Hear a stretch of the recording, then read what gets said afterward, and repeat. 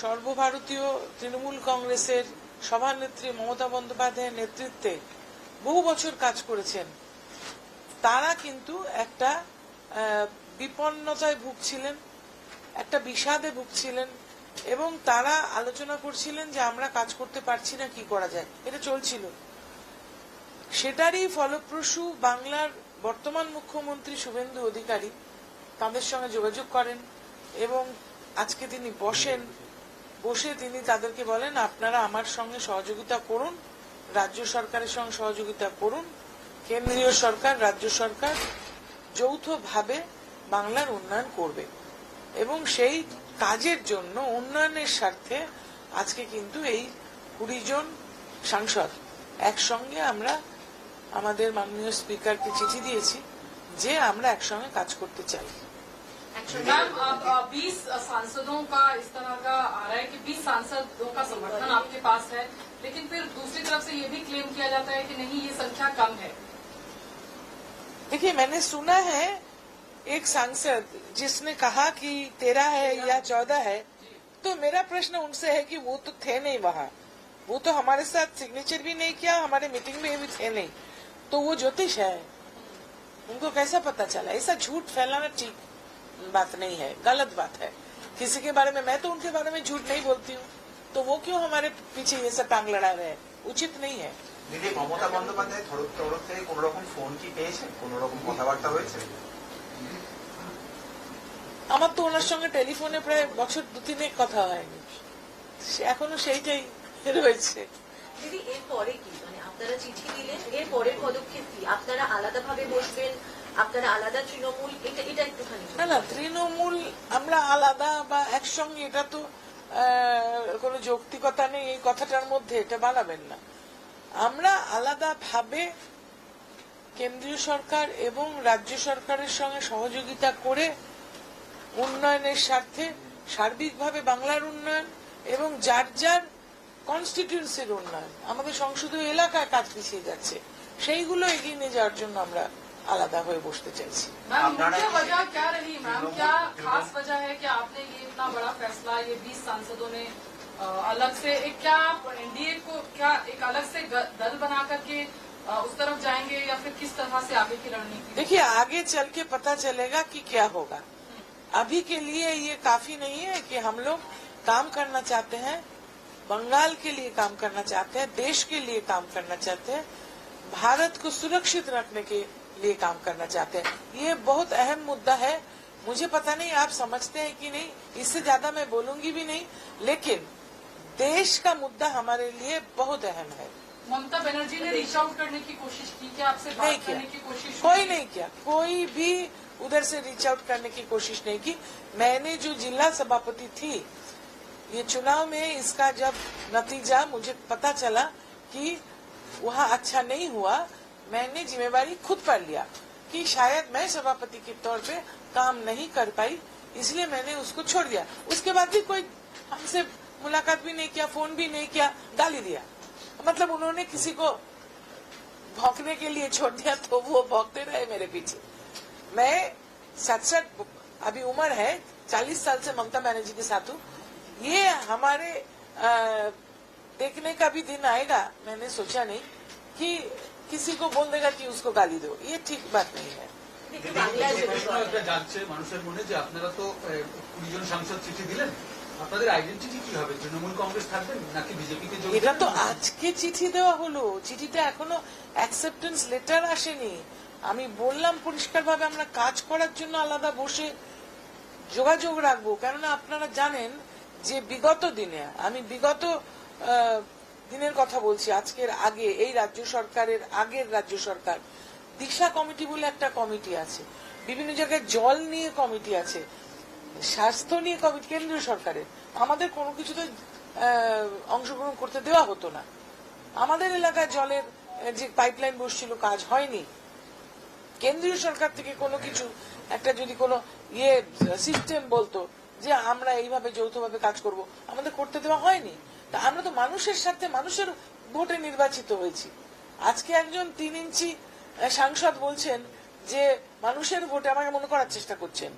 আমি যখন প্রথম নির্বাচনে লড়েছি 96 সালে, তখন উনি বোধহয় জন্মাননি।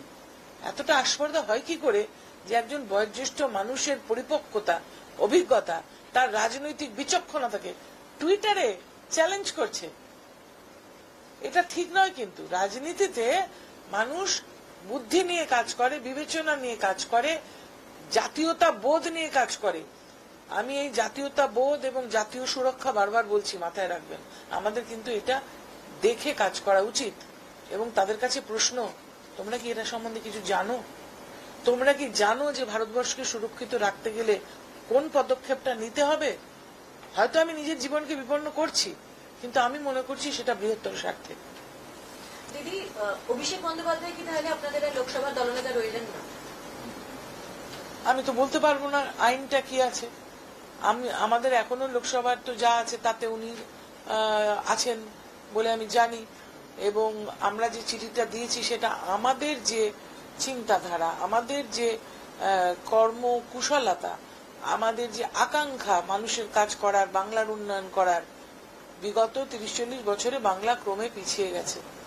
বাংলাতে কোনো ইন্ডাস্ট্রি হয়নি। মানে আপনারা যদি ভালোভাবে নজর করেন তাহলে দেখবেন যে বৃহৎ পুঁজি ঢোকেনি বাংলায়। বাংলাতে অর্থনীতি ক্রমে পিছিয়ে পড়ছে।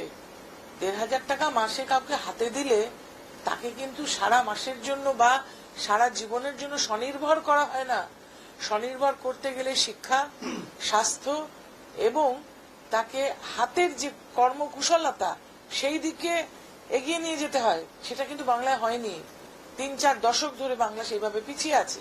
এবং যদি মনে করেন শিল্পায়ন এতটাই পিছিয়ে আছে যে বাংলা থেকে লক্ষ লক্ষ শ্রমজীবী মানুষ অন্য রাজ্যে যাচ্ছে কাজ করতে, এটা তো এক্সপেক্টেড নয়। আমরা তো চাই বাংলার যুবক যুবতীরা চাকরি পাক, শিক্ষায় অগ্রগতি হোক। কেননা বাংলা একসময় পূর্বা ছিল, বাংলা একসময় ভারতবর্ষের রাজধানী ছিল কলকাতা। এবং সেখানে আপনারা এখনো ব্রাহ্মণ রোডে গিয়ে যদি হাঁটেন, এক একটা বাড়ির গায়ে কোম্পানির নাম লেখা আছে।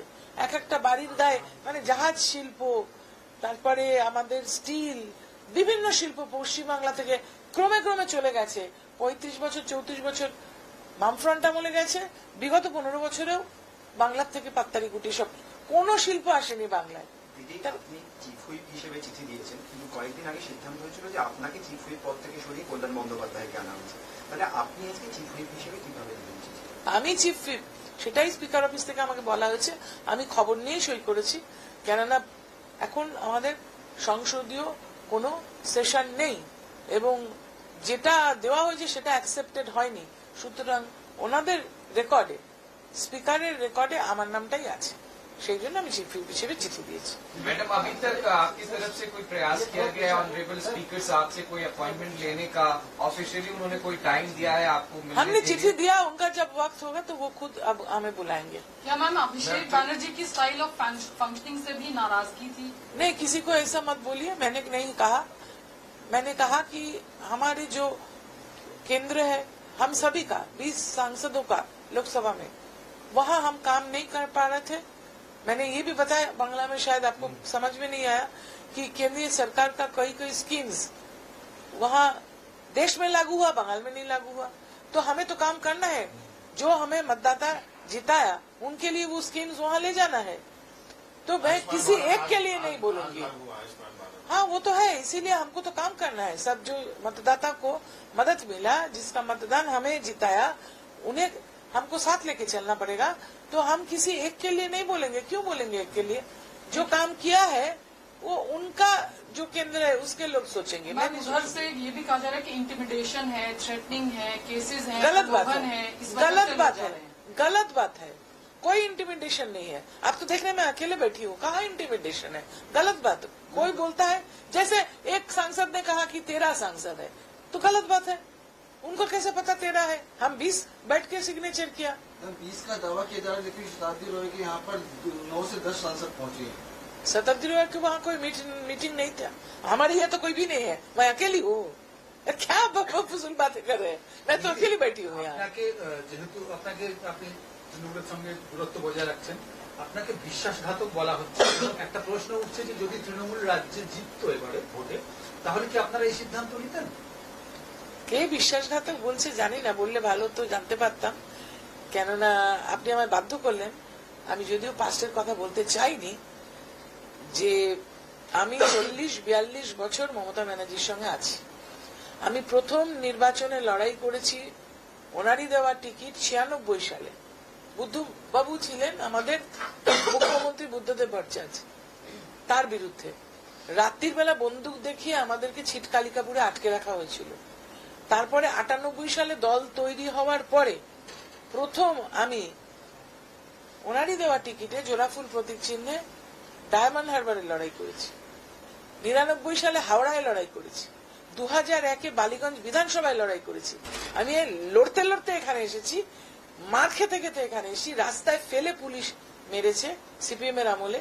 সিঙ্গুর আন্দোলনে ওখানে রাত্রির বেলা ভিতরে ঢুকে ঢুকে যারা আহত হতেন পুলিশের মারে তাদের চিকিৎসা করেছি। এখনো এখানে অনেক সংবাদ মাধ্যমের মানুষ, অনেক রাজনৈতিক কর্মী জীবিত আছেন যারা তার প্রত্যক্ষদর্শী।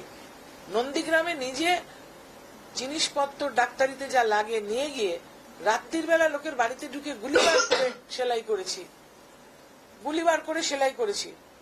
আমি মানুষের চিকিৎসা করেছি। হাজার হাজার টাকার ওষুধ গাড়ির দিকিতে নিয়ে গিয়ে আমি মানুষকে ওখানে নন্দীগ্রামে চিকিৎসা করেছি। গড়বেতাতে গিয়ে চিকিৎসা করেছি, লালগড়ে গিয়ে চিকিৎসা করেছি নিজের কষ্টার্জিত উপার্জন দিয়ে। তখন এরা কোথায় ছিলেন যে বলছেন বিশ্বাসঘাতক? তখন জন্মায় হয়নি বোধহয়। তখন এরা তো সুখের পায়রা, এরা তো 2011-এর পরে এসেছে। আর আমি তো 84 साल থেকে আছি। मैं 84 से ममता बनर्जी के साथ हूं और 96 से लेकर 2001 तक 2005 में काउंसिलर इलेक्शन में मुझे लड़ाया, मैं लड़ गई। और किसके खिलाफ लड़ी? वहां तब बामफ्रंट थे, कहीं चीफ मिनिस्टर के खिलाफ, कहीं चीफ विप के खिलाफ, कहीं मेयर के खिलाफ। मैं तो लड़ते लड़ते यहाँ आई हूँ। मेरे, आप जानते कि नहीं है मुझे पता नहीं, मेरे मामा जी, खुद का मामा, ये 5 दफे का सांसद थे, 5 या 7 दफे राज्यसभा लोकसभा मिलाकर कम्युनिस्ट लीडर थे। और मेरे जेठ जी पश्चिम बंगाल में मंत्री रह चुके। मेरा दादाजी फ्रीडम फाइटर थे, स्वतंत्रता सेनानी। मेरा पिताजी भी लड़ते लड़ते मरे। मैं उस फैमिली से हूँ। मेरा सर कटेगा लेकिन झुकेगा नहीं। मैं बहुत सह लिया। ऐसा जो विश्वासघात बोलता है उनको ये याद रखना चाहिए कि मैं 2011 में ममता बनर्जी मुख्यमंत्री बनने का बाद यहाँ नहीं आई। मैं 40 साल से यहाँ लड़ रही हूँ। और मैं जैसे कहा, ये लोग का बात को मुझे कुछ असर नहीं होता मुझ पर। লোকসভায় যেটা হলো সেটা কি রাজ্যসভাতে আমরা দেখতে পাবো? আমি কি করে বলবো? আমি কি রাজ্যসভার সাংসদ?